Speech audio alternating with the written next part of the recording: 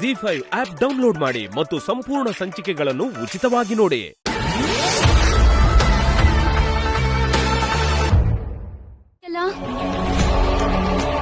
ದೊಡ್ಡ ಡಾಕ್ಟರ್ಸೇ ಅವರನ್ನ ಕೋಮಾದಿಂದ ಹೊರಗೆ ತರೋದಕ್ಕಾಗೋದಿಲ್ಲ. ಇನ್ನಿ ಸಂಗೀತದಿಂದ ಏನಾಗುತ್ತೆ ಅಂದೆ. ಈಗ ಆಗೋ ಹಾಗಿದೆಯಲ್ಲ ಮಮ್ಮಿ. ನನಗ್ ತಾನೇ ಏನೇ ಗೊತ್ತು ಹೀಗೆಲ್ಲ ಆಗತ್ತೆ ಅಂತ. ಮಂತ್ರದಿಂದ ಮಾವಿನಕಾಯಿ ಹೇಗ್ ಬೀಳಲ್ವೋ ಹಾಗೆ ಸಂಗೀತದಿಂದ ಕೋಮಾದಲ್ಲಿರೋರು ಸರಿ ಹೋಗಲ್ಲ ಅನ್ಕೊಂಡೆ.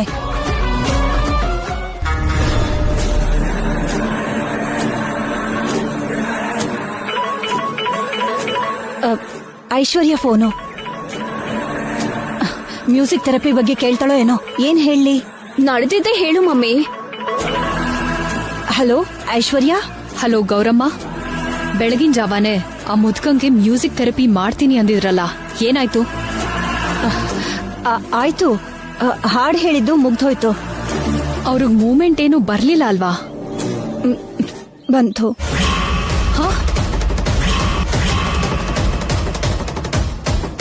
ಬಂತ? ಹೌದು. ಅವರು ಸಂಗೀತಕ್ಕೆ ರಿಯಾಕ್ಟ್ ಆಗ್ತಾರೆ ಅಂತ ನಾನು ಅನ್ಕೊಂಡಿರ್ಲಿಲ್ಲ. ಹೌದಾ? ಅವರು ರಿಯಾಕ್ಟ್ ಆಗ್ಬಿಟ್ರಾ? ಅದೇ ಅಲ್ವಾ ನಮ್ ಟೆನ್ಷನ್. ಹೀಗೆ ಸ್ವಲ್ಪ ದಿನ ತನಕ ಮ್ಯೂಸಿಕ್ ಥೆರಪಿ ಹೆಸರಲ್ಲಿ ಶ್ಯಾಮ ಹಾಡ್ ಹೇಳ್ತಾನೆ ಇದ್ರೆ ಅವರು ಎದ್ದು ಕೂತ್ಕೋತಾರೇನೋ ಅನ್ನಿಸ್ತಿದೆ. ಇಲ್ಲಿ ತಪ್ಪೆಲ್ಲ ನಿಂದೆ. ಶ್ಯಾಮ ಬಂದು ಕೇಳ್ಕೊತಿದ್ದ ಹಾಗೆ ನೀವ್ ಮ್ಯೂಸಿಕ್ ಥೆರಪಿಗೆ ಒಪ್ಕೊಂಡು ತುಂಬಾ ದೊಡ್ಡ ತಪ್ಪು ಮಾಡಿದ್ರಿ. ಅದ್ ಹಾಗಲ್ಲ, ಹೀಗ್ ನಡೆಯತ್ತೆ ಅಂತ ನಮಗೇನ್ ಗೊತ್ತಿತ್ತು ಐಶ್ವರ್ಯ? ಗೊತ್ತಿರ್ಬೇಕಿತ್ತು. ಇಂಥ ಸಮಸ್ಯೆ ಮೊದ್ಲೇ ಗೊತ್ತಿರ್ಬೇಕಿತ್ತು.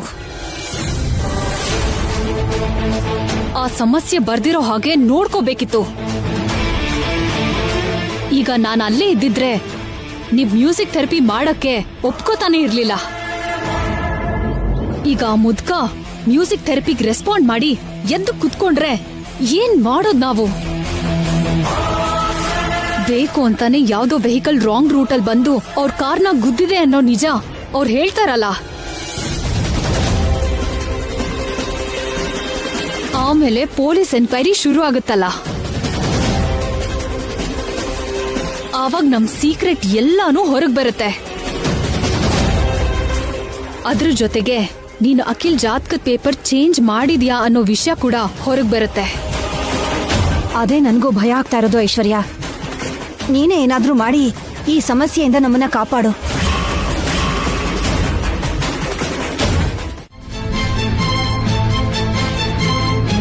ಏನೋ ಮ್ಯೂಸಿಕ್ ಥೆರಪಿ ಹೀಗೆ ದ್ವಿತೀಯ ವಿಘ್ನ ಆಗಿ ನಿಂತು ಹೋಗುತ್ತೆ ಅಂತ ಅಂದುಕೊಂಡೇ ಇರಲಿಲ್ಲ. ನಿಂತು ಹೋಗ್ಬಾರ್ದು. ಅಪ್ಪನ್ಗೆ ಮ್ಯೂಸಿಕ್ ಥೆರಪಿ ಎಂತ ಪರಿಸ್ಥಿತಿಲೂ ನಿಂತು ಹೋಗ್ಬಾರ್ದು. ರೂಪಾರಾಣಿ ಹೇಗಿದ್ರೆ ಮ್ಯೂಸಿಕ್ ಥೆರಪಿ ಹೇಗ್ ನಡೆಯುತ್ತೆ ಅತ್ತೆ? ಹೇಗಾದ್ರೂ ಸರಿ ನಡಿಬೇಕು ವೈದೇಹಿ. ದ್ವಿತೀಯ ವಿಘ್ನ ಮಾತ್ರ ನಡಿಬಾರ್ದು. ಮಮ್ಮಿ, ನೀವೇನ್ ಟೆನ್ಷನ್ ಮಾಡ್ಕೋಬೇಡಿ. ದ್ವಿತೀಯ ವಿಘ್ನ ಆಗಲ್ಲ, ಮ್ಯೂಸಿಕ್ ಥೆರಪಿ ನಡೆಯುತ್ತೆ. ಅಲ್ಲ, ಹೇಗಾಗತ್ತೆ ಅಖಿಲ್? ಇಷ್ಟು ಜ್ವರ ಇದೆ. ಡಾಕ್ಟರ್ನ ಕರೆಸ್ತೀನಿ, ಟ್ರೀಟ್ಮೆಂಟ್ ಕೊಡಿಸ್ತೀನಿ. ಸಂಜೆ ಅಷ್ಟೊತ್ತಿಗೆಲ್ಲ ಜ್ವರ ಕಮ್ಮಿ ಆಗುತ್ತೆ. ನಾಳೆ ಬೆಳಗ್ಗೆ ಅಷ್ಟೊತ್ತಿಗೆ ಹಾಡು ಹೇಳ್ತಾಳೆ. ಈ ಮ್ಯೂಸಿಕ್ ಥೆರಪಿ ತಪ್ಪಿಸ್ಕೊಳ್ಳೋಕೆ ಅಂತ ಗೌರಮ್ಮ ಹೀಗ್ ಮಾಡಿರ್ತಾಳೆ.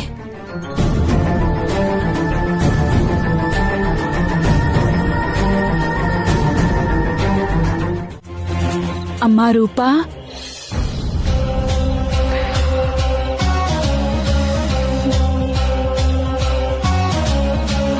ನಿಮ್ಮಮ್ಮ ಎಲ್ಲಮ್ಮ? ಡಾಕ್ಟರ್ಗೆ ಫೋನ್ ಮಾಡಿ ಜ್ವರ ಕಡಿಮೆ ಆಗಿಲ್ಲ ಅಂದಿದ್ದಕ್ಕೆ ಅವರು ಬೇರೆ ಟ್ಯಾಬ್ಲೆಟ್ ಒಂದು ಹೇಳಿದ್ದಾರೆ. ಅದನ್ನ ತರಕ್ ಹೋಗಿದ್ದಾರೆ ಆಂಟಿ. ಹೌದಾ? ಹೈ ಟೆಂಪರೇಚರ್ ಇದ್ದಾಗ ಒದ್ದೆ ಬಟ್ಟೆ ಇಟ್ರೆ ಕಡಿಮೆ ಆಗತ್ತಮ್ಮ. ಇರು.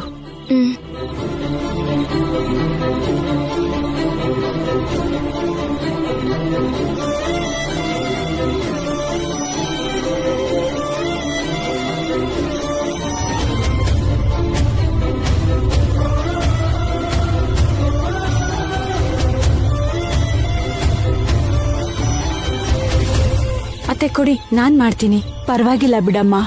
ನೀನ್ ಹೋಗಿ ಫ್ರೂಟ್ಸ್ ತಗೊಂಡ್ ಬಾ. ಸರಿ ಅತ್ತೆ.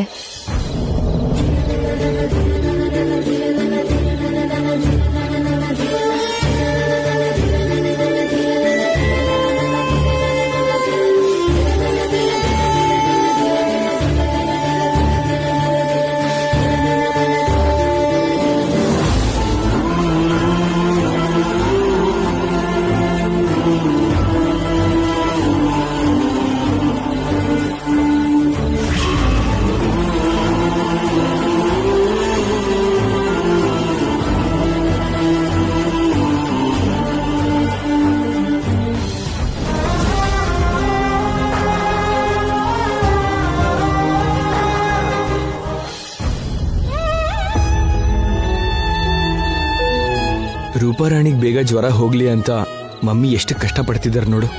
ಹೌದು ರೀ, ಬೇಗ ಅವಳ ಜ್ವರ ಹೋಗ್ಬೇಕು. ನಾಳೆ ಬೆಳಿಗ್ಗೆ ಮ್ಯೂಸಿಕ್ ಥೆರಪಿ ಆಗ್ಬೇಕು. ನೋಡೋಣ ಏನಾಗುತ್ತೆ ಅಂತ. ಶ್ಯಾಮ, ರೂಪಾರಾಣಿ ಸ್ವಲ್ಪ ಕೋಪರೇಟ್ ಮಾಡಿದ್ರು ಹಾಡೋದು ನೀನೇ ಆಗಿರೋದ್ರಿಂದ ಟೆನ್ಷನ್ ಏನೂ ಇರಲ್ಲ. ತಾತ ಮತ್ತೆ ಮೊದ್ಲಿನ ಥರ ಆಗ್ತಾರೆ.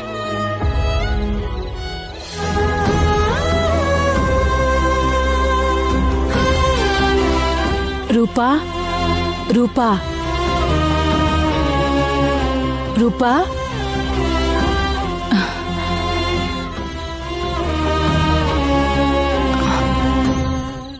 ಈ ಕಷಾಯ ಕುಡಿಯಮ್ಮ.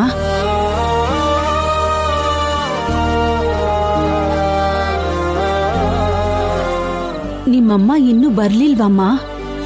ಇಲ್ಲ ಆಂಟಿ, ಆ ಟ್ಯಾಬ್ಲೆಟ್ ಹತ್ರ ಎಲ್ಲೂ ಸಿಗ್ಲಿಲ್ವಂತೆ. ಬೇರೆ ಕಡೆ ತರ್ತೀನಿ ಅಂತ ಫೋನ್ ಮಾಡಿದ್ರು. ಇನ್ನೊಂದು 10 ನಿಮಿಷದಲ್ಲೇ ಬರ್ತೀನಿ ಅಂತಾನೂ ಹೇಳಿದ್ರು. ನೀವು ಹೋಗಿ ಮಲ್ಗಿ ಆಂಟಿ.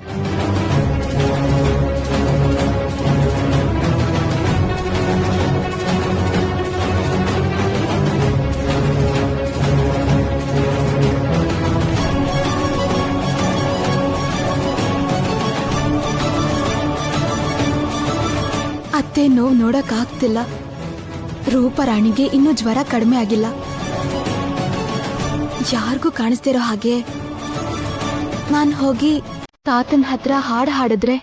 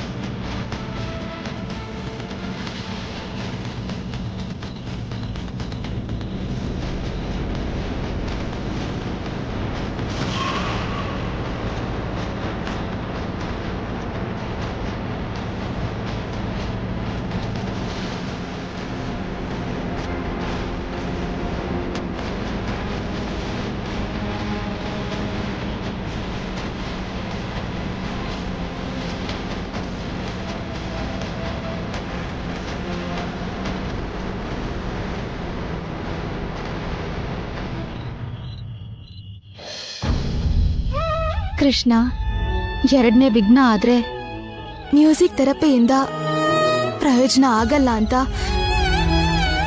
ಅತ್ತೆ ತುಂಬಾ ನೊಂದ್ಕೊಂಡಿದ್ದಾರೆ. ಹಾಗಾಗಕ್ ಬಿಡಲ್ಲ, ಮತ್ತೆ ಹಾಗಾಗಕ್ ಬಿಡಲ್ಲ.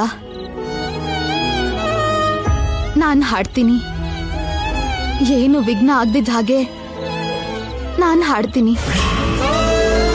ನಾಳೆ ಬೆಳಗ್ಗೆ ಅತ್ತೆ ಹತ್ರ ರೂಪಾರಾಣಿಗೆ ಜ್ವರ ಕಡಿಮೆ ಆಗಿ ಬಂದ್ ಹಾಡಿದಾಳೆ, ಆ ವಿಘ್ನ ಆಗಿಲ್ಲ ಅಂತ ಹೇಳ್ತೀನಿ. ಅತ್ತೆ ಮನ್ಸಿಗೆ ಸಮಾಧಾನ ಆಗುತ್ತೆ. ಅತ್ತೆ ನೋವು ಕಡಿಮೆ ಮಾಡಕ್ಕೋಸ್ಕರ ನಾನ್ ಹೀಗ್ ಸುಳ್ಳು ಹೇಳ್ಬೇಕಾಗಿದೆ. ದಯವಿಟ್ಟು ನನ್ನ ಕ್ಷಮಿಸು ಕೃಷ್ಣ.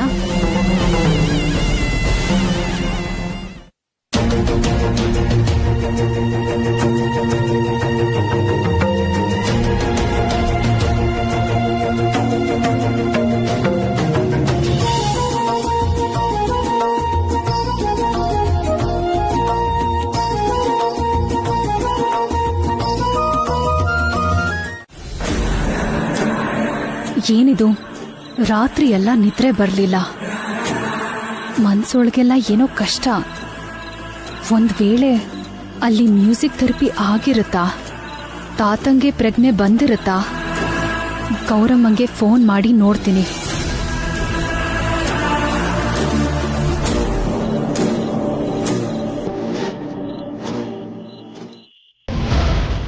ಛೇ,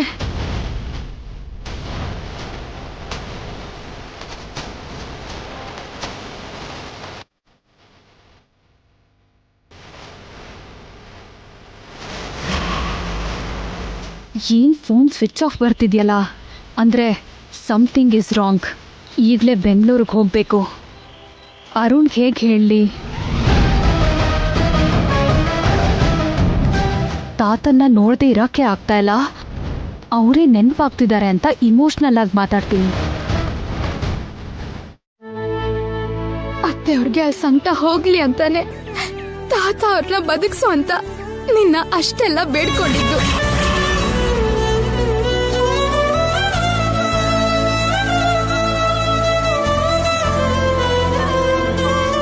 ತಾತ ಅವ್ರ ಪ್ರಾಣ ಕಾಪಾಡೋದಕ್ಕೋಸ್ಕರ ಅಗತ್ಯ ಇದ್ರೆ ನನ್ ಪ್ರಾಣನೇ ಕೊಡೋಕ್ಕೂ ನಾನು ತಯಾರಿದ್ದೆ.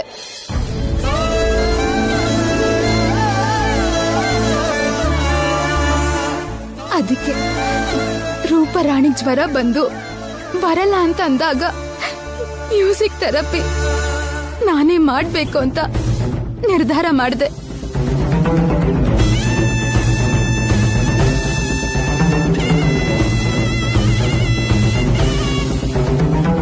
ನಾನು ಹಾಡು ಹಾಡೋದನ್ನ ನೋಡಿದ್ರೆ ಅತ್ತೆಗೆ ಕೋಪ ಬರುತ್ತೆ ಅಂತ ಅದ್ ನನಗೂ ಗೊತ್ತು.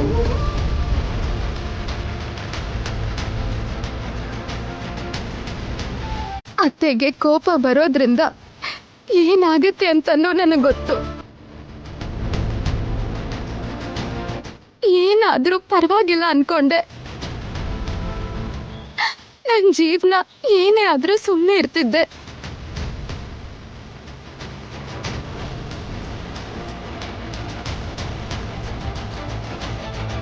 ಹಾಡು ಹಾಡಿ ತಾತ ಅವ್ರನ್ನ ಗುಣಪಡಿಸೋದು ನನ್ನ ಕರ್ತವ್ಯ ಅನ್ಕೊಂಡೆ.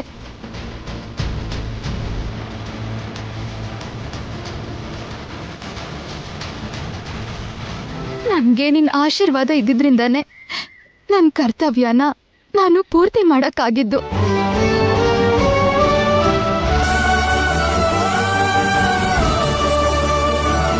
ಸುಳ್ಳು ಹೇಳೋರು ಅಂದ್ರೆ, ಮೋಸ ಮಾಡೋರು ಅಂದ್ರೆ ಅತ್ತೆ ಅವ್ರಿಗೆ ಇಷ್ಟ ಆಗಲ್ಲ.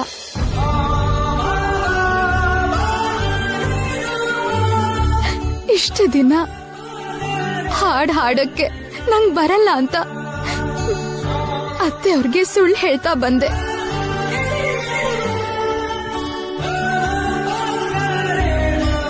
ಅವ್ರಿಗೆ ಗೊತ್ತಾಗ್ದಿರೋ ಹಾಗೆ ಹಾಡ್ ಹಾಡ್ತಾ ಅತ್ತೆ ಅವ್ರಿಗೆ ಮೋಸ ಮಾಡಿದ್ದೀನಿ.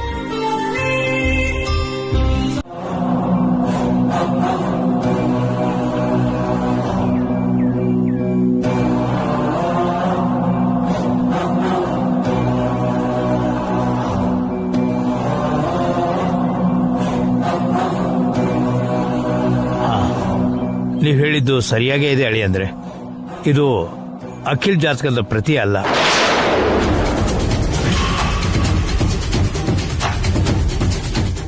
ಹೋದ್ಸಲ ಈ ಜಾತಕದ ಪ್ರತಿ ನೋಡಿದಾಗಲೇ ನನಗೆ ಅನುಮಾನ ಬಂದಿತ್ತು, ಇದು ಅಖಿಲ್ದ ಅಲ್ವೇನೋ ಅಂತ.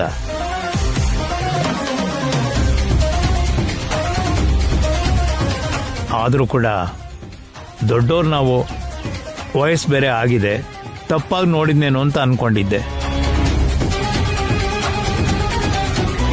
ನನಗೆ ನೆನಪಿದೆ, ನಾನು ಅಖಿಲ್ ಜಾತಕನ ಸವ್ಯಕಾಲ ಚಕ್ರದಲ್ಲಿ ಬರೆದಿದ್ದೆ. ಇದು ಅಪಸವ್ಯಕಾಲ ಚಕ್ರದಲ್ಲಿದೆ.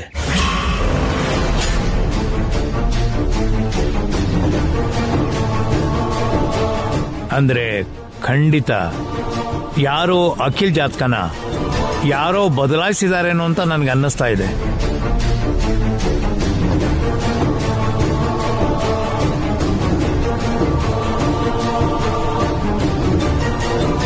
ಕಲಾವಿದರಿಂದ ಗಂಡಾಂತರ ಇರೋ ಹಾಗೆ ಗ್ರಹಸ್ಥಿತಿನ ಬದಲಾಯಿಸಿ ಈ ಅಪಸವ್ಯ ಕಾಲದ ಜಾತಕ ಚಕ್ರ ಬದಲಾಯಿಸಿದ್ದಾರೆ.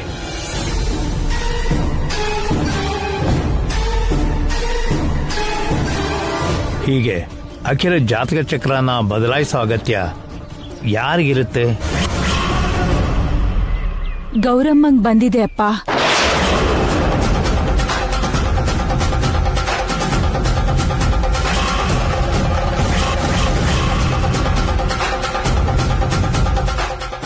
ಗೌರಮ್ಮಂಗ? ಹೌದಪ್ಪ, ಗೌರಮ್ಮನೇ ಈ ಜಾತಕಗಳನ್ನ ಬದಲಾಯಿಸಿದ್ದು.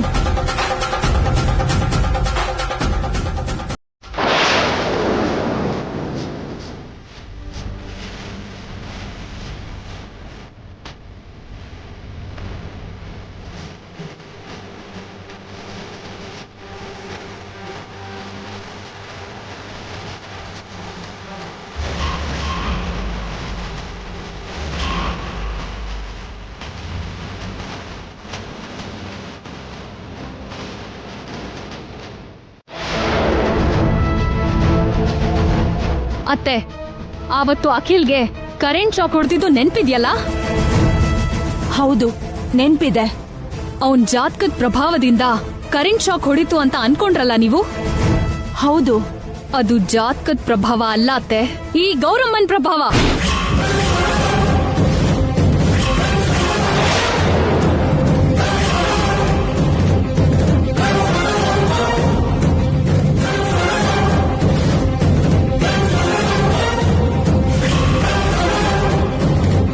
ಇವರು ಬಾತ್ರೂಮ್ ಅಲ್ಲಿ ಗೀಸರ್ಗೆ ರಾಂಗ್ ಕನೆಕ್ಷನ್ ಕೊಟ್ಟು ಅಖಿಲ್ಗೆ ಶಾಕ್ ಹೊಡೆಯೋ ಹಾಗೆ ಮಾಡಿದ್ರು.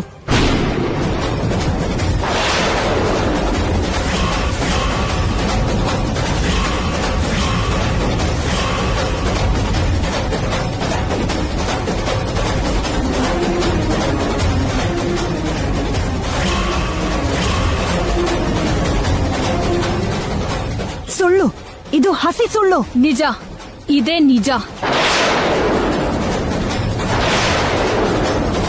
ಬೇಕು ಅಂದ್ರೆ ಸಾಕ್ಷಿ ತೋರಿಸ್ತೀನಿ.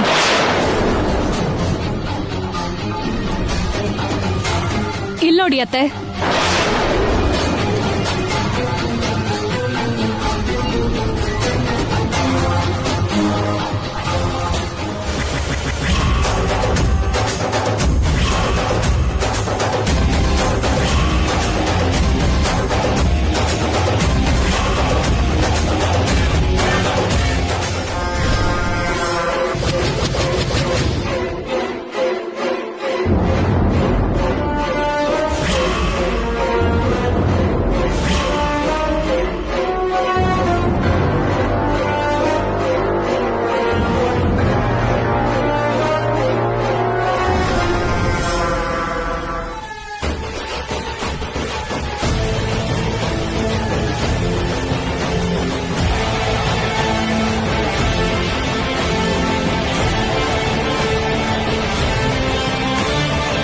ಐಶ್ವರ್ಯ, ಇಂಥ ಮೋಸ ಮಾಡ್ತೀಯ?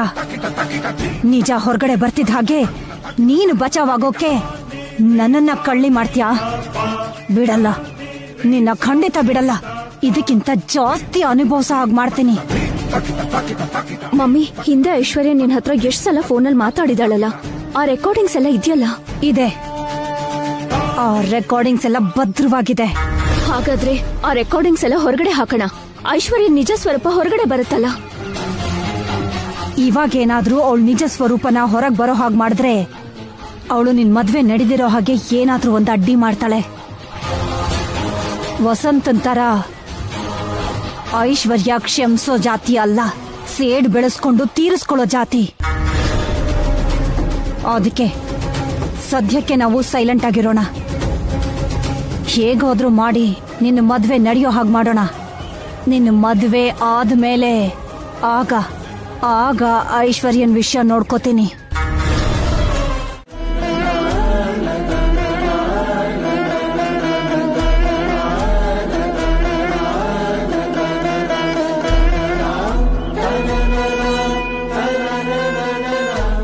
ತಾತ, ಹೇಗಿದ್ದೀರಿ? ನನಗೇನು, ತುಂಬಾ ಚೆನ್ನಾಗಿದ್ದೀನಿ.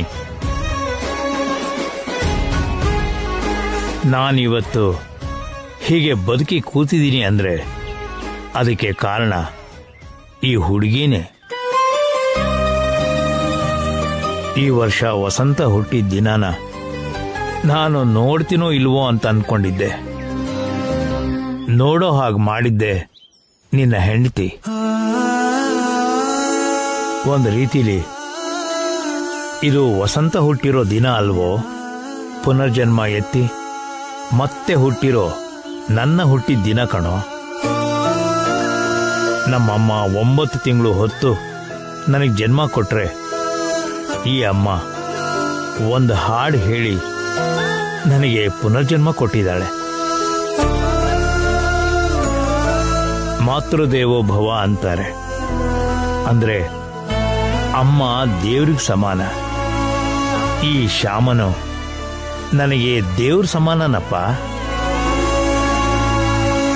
ನಿಜ ಹೇಳಬೇಕು ಅಂದ್ರೆ ಇವಳು ನನ್ನನ್ನು ಬದುಕಿಸಿದ್ದಕ್ಕೆ ನಾನು ಕೈ ಎತ್ತಿ ಶ್ಯಾಮನಿಗೆ ನಮಸ್ಕಾರ ಮಾಡಬೇಕು. ಅಯ್ಯೋ ತಾತ. ಆದ್ರೆ ನನಗಿಂತ ಚಿಕ್ಕ ಮಗು ಆದ್ರಿಂದ ನಾನು ಹಾಗೆ ಮಾಡಿದ್ರೆ ಇವಳಿಗೆ ಆಯುಸ್ ಕಡಿಮೆ ಆಗತ್ತೆ ಅಂತ ನಾನು ಸುಮ್ಮನೆ ಇದ್ದೀನಿ.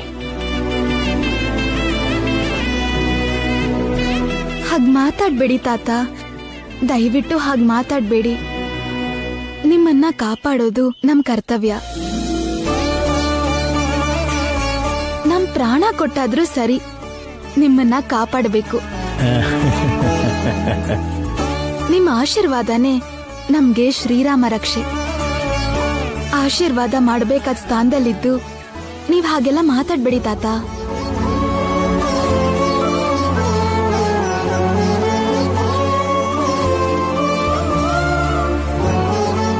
ದೀರ್ಘ ಸುಮಂಗಲಿ ಭವ.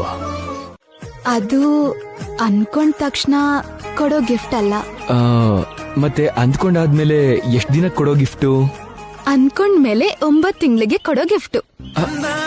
ಅಂದ್ರೆ ಈ ಬರ್ತ್ಡೇಗೆ ಪ್ಲಾನ್ ಮಾಡ್ಕೊಂಡ್ರೆ ಮುಂದಿನ ಬರ್ತ್ಡೇಗೆ ರೆಡಿ ಆಗೋ ಗಿಫ್ಟು ಅಂತ ಆಯ್ತು. ಹೌದು. ಹಾಗಾದ್ರೆ ಪ್ಲಾನ್ ಮಾಡೋಣ. ಹಾಗೆ ಪ್ಲಾನ್ ಮಾಡ್ಬೇಕು ಅಂದ್ರೂ ಮುಹೂರ್ತ ಇರ್ಬೇಕಲ್ಲ. ಓಕೆ, ಮುಹೂರ್ತ ಸಿಕ್ಕದ್ಮೇಲೆನೆ ಪ್ಲಾನ್ ಮಾಡೋಣಂತೆ. ಗಂಡ್ಮಗು ಕೊಡದ ಹೆಣ್ಮಗು ಕೊಡದ ಅಂತ ಇವಾಗ್ಲೇ ಫಿಕ್ಸ್ ಆಗ್ಬಿಡೋಣ. ಅದು ನಮ್ ಕೈನಲ್ಲಿಲ್ಲ, ಆ ಕೃಷ್ಣನ್ ಕೈನಲ್ಲಿದೆ.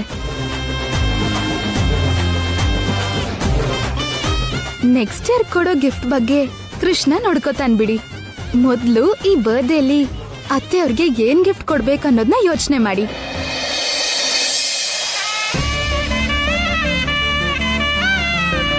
ಡೈಮಂಡ್ ನೆಕ್ಲೆಸ್ ಕೊಡೋಣವಾ? ಅತ್ತೆ ಹತ್ರ ಅಂತ ನೆಕ್ಲೆಸ್ ತುಂಬಾನೇ ಇದೆ. ಮತ್ತೆ ಏನ್ ಕೊಡೋಣ?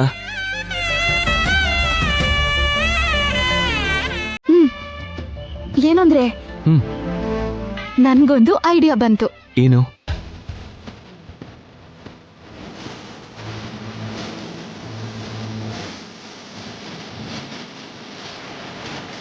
ಆ ಗಿಫ್ಟ್ ಏನಾದ್ರೂ ಮಮ್ಮಿ ಕೊಟ್ವಿ ಅಂದ್ರೆ ಮಮ್ಮಿ ಜೊತೆಗೆ ಫ್ಯಾಮಿಲಿಯವ್ರು ಎಲ್ಲರೂ ಸರ್ಪ್ರೈಸ್ ಆಗೋಗ್ತಾರೆ. ನಾನೊಂದು ಮಾತು ಹೇಳ್ತೀನಿ, ಕೇಳ್ತೀರಾ? ನಿನ್ ಮಾತಿಗೆ ನಾನ್ ಯಾವತ್ತಾದ್ರೂ ಇಲ್ಲ ಅಂದಿದ್ದೀನಾ? ಇಲ್ಲ ಮಮ್ಮಿ, ಹಾಗೆ ಹೇಳಿಲ್ಲ. ಹಾಗೇನೆ ಈ ವಿಷಯದಲ್ಲಿ ಕೂಡ ಇಲ್ಲ ಅನ್ಬಾರ್ದು. ವಿಷಯ ಏನ್ ಹೇಳು ಕಂದ? ಶ್ಯಾಮನ್ನ ಕೆಲ್ಸಕ್ಕೆ ರಿಸೈನ್ ಮಾಡು ಅಂತ ಹೇಳಿದ್ರಂತೆ ಮಮ್ಮಿ. ಹೌದಪ್ಪ, ಹೇಳ್ದೆ. ರಾಜೀನಾಮೆ ಕೊಡ್ಬೇಕಲ್ಲ ಅಂತ ಅವಳು ತುಂಬಾ ನೊಂದ್ಕೊಂಡಿದ್ದಾಳೆ ಮಮ್ಮಿ. ಆ ವಿಷಯ ಅವಳು ನಿನಗೆ ಹೇಳಿದ್ಲಾ? ನನಗ್ ಹೇಳಿಲ್ಲ ಮಮ್ಮಿ. ತನ್ನ ನೋವನ್ನ ಕೃಷ್ಣಂಗ್ ಹೇಳ್ತಿದ್ದಾಗ ನಾನ್ ಕೇಳಿಸ್ಕೊಂಡೆ. ನಿಮ್ ಮಾತಿಗೆ ಬೆಲೆ ಕೊಟ್ಟು ಅವಳು ರಾಜೀನಾಮೆ ಕೊಡೋದಕ್ಕೆ ರೆಡಿ ಆಗಿದ್ದಾಳೆ.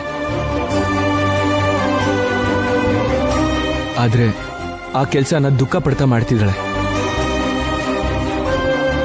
ಅವಳು ಈ ರೀತಿ ನೊಂದ್ಕೊಂಡು ರಾಜೀನಾಮೆ ಕೊಡೋದು ನನಗಿಷ್ಟ ಇಲ್ಲ ಮಮ್ಮಿ.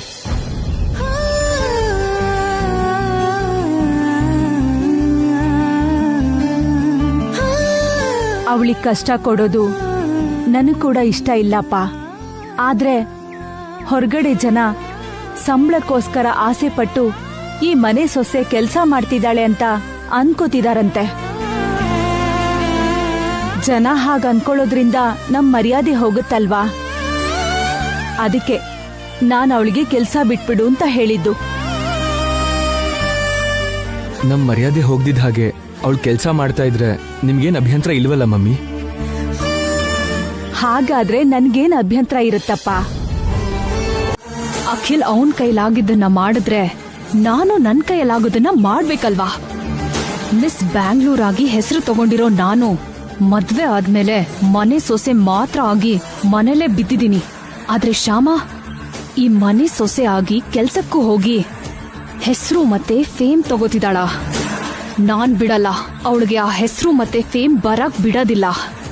ಅವಳನ್ನ ಕೆಲ್ಸಕ್ಕೆ ಹೋಗಕ್ಕೆ ಬಿಡಲ್ಲ.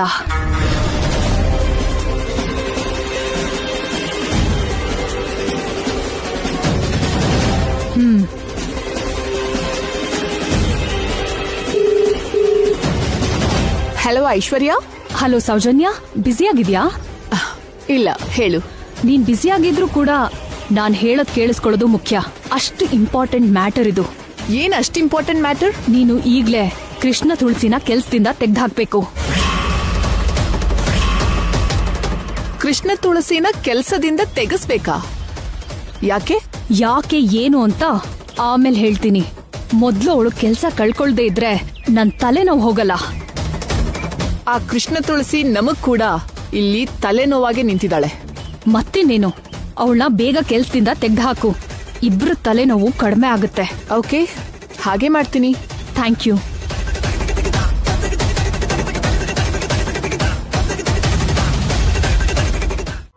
ಎಲ್ಲಿವರೆಗೂ ಬಂತು ಕೆಲ್ಸ? ಆಗ್ತಾ ಇದೆಯಮ್ಮ. ಸ್ವಲ್ಪ ಸ್ಟಾಕ್ ರೆಡಿ ಆಗಿದೆಯಮ್ಮ. ಪ್ಯಾಕ್ ಮಾಡಲ್ಲಿ ಇಟ್ಟಿದೀವಿ. ಉಳ್ದಿರೋ ಸ್ಟಾಕ್ನು ಬೇಗ ರೆಡಿ ಮಾಡಿ. ಸರಿನಮ್ಮ, ಮಾಡ್ತೀನಿ. ಯಾರಿಗೂ ಏನ್ ಅನುಮಾನ ಬಂದಿಲ್ಲ ಅಲ್ವಾ? ಇಲ್ಲ ಅಮ್ಮ, ಬರ್ಲಿಲ್ಲ. ಆ ಸ್ಟಾಕ್ ಸಪರೇಟ್ ಆಗಿ ಯಾಕೆ ಇಡ್ತಿದ್ದೀರಾ ಅಂತ ವರ್ಕರ್ಸ್ ಯಾರು ಕೇಳಿಲ್ಲ ಅಲ್ವಾ? ಇಲ್ಲಮ್ಮ, ಯಾರು ಏನು ಕೇಳಲಿಲ್ಲ. ನಮ್ ಮ್ಯಾನೇಜರ್ ಭೂಷಣ್ ಅವ್ರ ವಿಷಯದಲ್ಲಿ ನೀವು ತುಂಬಾ ಹುಷಾರಾಗಿರ್ಬೇಕು ರತ್ನಮ್ಮ. ಸರಿನಮ್ಮ. ಅವ್ರಿಗೆ ಏನೇ ಅನುಮಾನ ಬಂದ್ರು, ವಿಷಯ ಗೊತ್ತಾದ್ರೂ ಅದನ್ನ ತಕ್ಷಣ ಐಶ್ವರ್ಯ ಅಕ್ಕಂಗೆ ಹೇಳ್ಬಿಡ್ತಾರೆ. ಐಶ್ವರ್ಯ ಅಕ್ಕಂಗೆ ವಿಷಯ ತಿಳಿತು ಅಂದ್ರೆ ನಾವು ಮಾಡ್ತಿರೋ ಕೆಲ್ಸ ಎಲ್ಲ ಹೊರಗ್ ಬರುತ್ತೆ. ಹಾಗಾಗಿ ಅವ್ರ ವಿಷಯದಲ್ಲಿ ನೀವ್ ತುಂಬಾ ಹುಷಾರಾಗಿರ್ಬೇಕು. ಆಯ್ತಮ್ಮ. ಅಂದ್ಹಾಗೆ ಹೇಳೋಕ್ ಮರ್ತಿದ್ದೆ ರತ್ನಮ್ಮ, ಇವತ್ತೋ ನಾಳೆನೋ ಮಾವಂಗೆ ಫ್ಯಾಕ್ಟ್ರಿಯಲ್ಲಿ ಏನೋ ಕೆಲ್ಸ ಇದೆಯಂತೆ. ನಾವ್ ಮಾಡ್ತಿರೋ ಕೆಲ್ಸ ಅಪ್ಪಿ ತಪ್ಪಿ ಸಹ ಅವ್ರ ಕಣ್ಣಿಗೆ ಬೀಳ್ಬಾರ್ದು. ಅದೆಲ್ಲ ನಾನ್ ನೋಡ್ಕೊಳ್ತೀನಿ, ನೀವ್ ನಿಶ್ಚಿಂತೆಯಾಗಿರಿ. ಓಕೆ. ನಿಂಗ್ ಕೊಡ್ಬೇಕಾದ ದುಡ್ಡನ್ನ ಈಗ ಕೊಡು ಅಂತ್ಯಾ ಅಥವಾ ಕೆಲ್ಸ ಆದ್ಮೇಲೆ ಕೊಡ್ಲಾ? ಅರ್ಜೆಂಟ್ ಏನಿಲ್ಲಮ್ಮ. ಸರಿ, ನಿಮ್ ಇಷ್ಟ. ನಾನ್ ಹೋಗ್ ಬರ್ತೀನಿ, ನೀವು ಮಾತ್ರ ಹುಷಾರಾಗಿರಿ. ಸರಿ, ಆಯ್ತಮ್ಮ.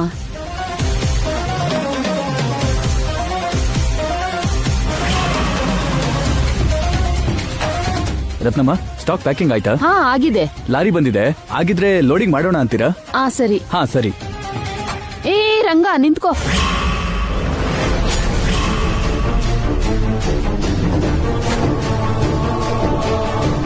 ಆ ಬಾಕ್ಸ್ ಲೋಡ್ ಮಾಡ್ಬೇಡ. ಯಾಕೆ? ಯಾಕೆ ಏನು ಅಂತ ಪ್ರಶ್ನೆ ಮಾಡ್ಬೇಡ. ಆ ಬಾಕ್ಸ್ ಮಾತ್ರ ಲಾರಿಗೆ ಹಾಕು. ಸರಿ, ಆಯ್ತು.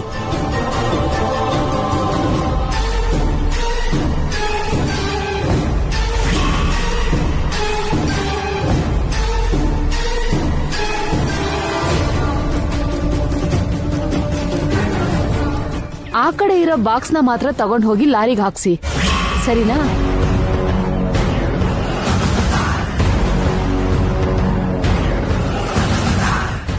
ಈ ಬಾಕ್ಸ್ ಯಾಕೆ ಹಾಕ್ಬಾರ್ದು? ಕೇಳ್ತಾ ಇರೋದು ನಿನ್ನೆ. ಈ ಬಾಕ್ಸ್ ನ ಯಾಕೆ ಹಾಕ್ಬಾರ್ದು ಅಂತ ಕೇಳ್ತಾ ಇದ್ದೀನಿ. ನಮಸ್ತೆ ಮೇಡಮ್, ಏನದು ಗಲಾಟೆ? ಅದು ನಮ್ ಫ್ಯಾಕ್ಟ್ರಿಲೇ ತಯಾರಾಗಿರೋ ಮಸಾಲೆ ಅಲ್ವಾ? ಹೌದು ಮೇಡಮ್. ಆ ಸ್ಟಾಕ್ ನ ಕೂಡ ನಾವು ಮಾರ್ಕೆಟ್ಗೆ ಕಳಿಸ್ಬೇಕಲ್ವಾ? ಹೌದು ಮೇಡಮ್, ಕಳಿಸ್ಬೇಕು. ಆದ್ರೆ ಈ ರತ್ನಮ್ಮ ಅದನ್ನ ಲಾರಿಗೆ ಹಾಕ್ಬಾರ್ದು ಅಂತಿದ್ದಾಳೆ. ಏನ್ ರತ್ನಮ್ಮ, ಯಾಕೆ ಲಾರಿಗೆ ಹಾಕ್ಬೇಡಿ ಅಂದಿದ್ದು? ಈ ಸ್ಟಾಕ್ ಕೂಡ ಮಾರ್ಕೆಟ್ಗೆ ಕಳಿಸ್ಬೇಕಲ್ವಾ? ಯಾಕೆ ಬೇಡ ಅಂದೆ? ಹೇಳು, ಕಾರಣ ಹೇಳು. ಗೊತ್ತಿಲ್ಲ ಮ್ಯಾನೇಜರ್ ಸರ್, ಕಾರಣ ನನ್ಗೂ ಏನು ಅಂತ ಗೊತ್ತಿಲ್ಲ. ಶ್ಯಾಮಾ ಮೇಡಮ್ ಈ ಸ್ಟಾಕ್ ನ ಸಪರೇಟ್ ಆಗಿ ಇಡೋಕ್ ಹೇಳಿದ್ದಾರೆ. ZEE5 ಆಪ್ ಡೌನ್ಲೋಡ್ ಮಾಡಿ ಎಲ್ಲಾ ಸಂಚಿಕೆಗಳನ್ನು ಸಂಪೂರ್ಣ ಉಚಿತವಾಗಿ ನೋಡಿ.